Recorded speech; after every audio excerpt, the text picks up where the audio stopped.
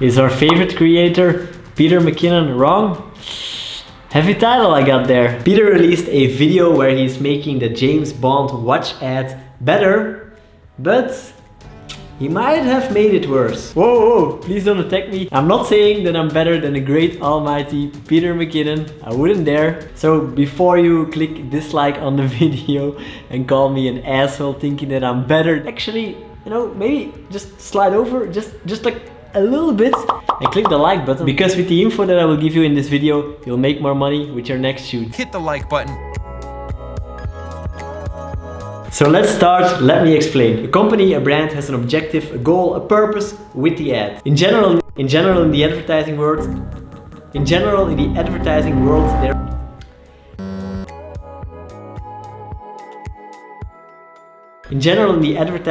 there are three main objectives. Inform, persuade, remind. Their purpose is not really to have a beautiful video. Their purpose is to have this video do what they want. The video is a tool to get to their objective with this ad. Okay, enough talking. This video is already long enough. Let's check a small part of the original ad and then a version that Peter made of it. Let's go ahead and watch this together.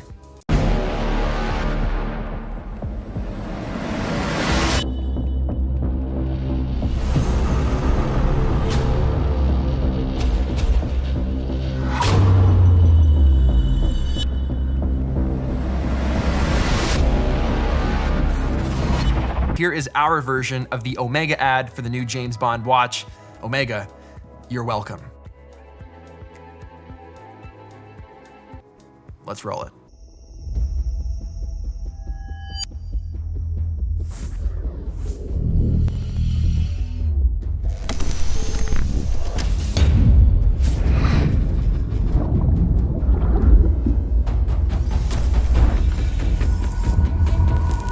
Now I actually agree, Peter's video might be more pleasing. He actually focused more on the video aspect of making this a very good video. The sounds are more natural, they make more sense for this video. But maybe the marketing team did some research, and just because all videos are like this, they actually decided that having a different type of music, quite an invasive style of music, might actually work better, disrupt the viewer's pattern, make you stop and actually watch the ad and the brand. Even the fact that the Inception horn is there might make a lot of sense. They might have done this on purpose. It's quite a common practice in marketing and it's called using cues.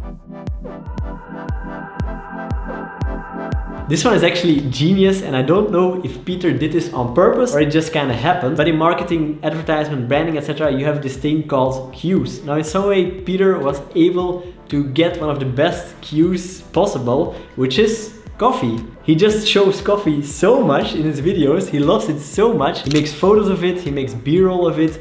He just shows coffee all the time. He mentions it all the time, how much he loves it. Not one time, not once, have I ever made coffee in this office, which is insane to me because you'd think that I'd be making it like every single day.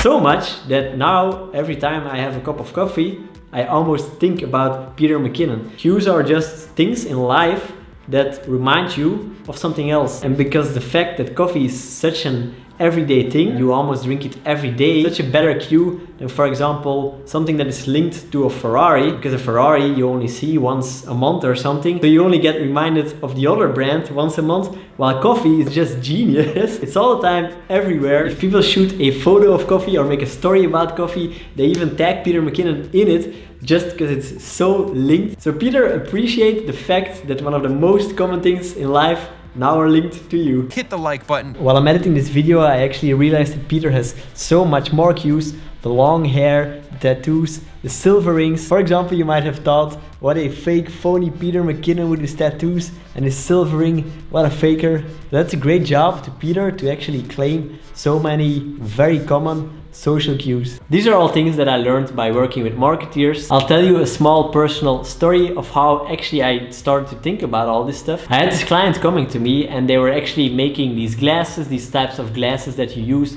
when you're for a very long time on your computer screen, editing for example, to protect your eyes and also make you sleep better when you're working late at night on computer screens. So he asked me, hey, we need an ad, what's your idea for a video? And me personally, I kind of like edgy stuff, so I was thinking, whoa, it would be very cool if there's like this big room with all these old TVs, like these broken TVs, and they're like flickering, you know, these TVs are flickering, and then there's this reveal of the glasses. Very enthusiastically I started painting a picture like this, and what was interesting was that the guy said, I like it. I like the idea, it's cool, and I see that you're a visual person. So I asked him, what exactly do you mean with that, a visual person? And he explained me that this ad might work well for brand awareness if you just want more eyes on the brand, more people just knowing the name of the brand, but their specific goal with this campaign was to actually have people directly buy from the ad. They see the ad, they go to the website, and then just buy the product. His focus was conversion. Subscribe if you aren't already, hit the like button, do all of the things, the bell. And he told me that for him it was very important that people see a pain point while they are watching this video. They see a problem that they have and they see this product solving this problem for them. For example, just a quite standard type of video of a person working on a computer, and you just see that he has pain in his eyes, or that he has a sleepless night after working on a computer. Then after he starts using the glasses and all these problems are fixed for him. A slightly more boring typical video from my perspective, but I actually totally understood where he was coming from, and I agreed that probably a video like that would be better for the purpose. In general, the company also values the skill of the marketing team higher, or actually let's say the value that the marketing team adds back to the company higher than what the videographer does. That's why the marketing team or the marketing agency most of the time gets paid way better than the actual video team. A lot of times you might actually be working under the marketing team, so not even directly for the company, but you work for the marketing team hired by that company. So if you yourself start learning about this, then you can actually offer something extra that other videographers can't to the client. You can offer them insights on how to actually reach their goals with this video or photo that they want. And by doing this, you can get hired more, or you can just charge more. I'm actually really curious to see what Peter has to say about my perspective. So it would be really cool if maybe you guys can go comment on the video and tell him to watch it, or send him an Instagram story or something like. Megalomania. It would be really cool if we could in some way find a way to make Peter watch this video, because I really value his opinion, and he's actually, you know, one of the best teachers out there on the platform on YouTube. But this is sometimes a little bit the problem with YouTube. For example, myself, I learned how to shoot pretty photos and beautiful videos, but in some way that might not exactly be what pays the bills and what clients want. And there's not so many videos about this topic. That's why I'm kind of doing this series where I talk more about money and the business side of being a creative. Because in the photo and video niche on YouTube, you don't learn so much about how to actually sell, how to market yourself. So that's what I'm trying to do here for you guys, because I'm really passionate about this subject myself right now. I hope this video will help you in the future. I hope you enjoyed this video. If you did, subscribe if you aren't already, hit the like button, do all of the things, the bell. Your camera boy Jona out, like and subscribe, you know it, and see you later.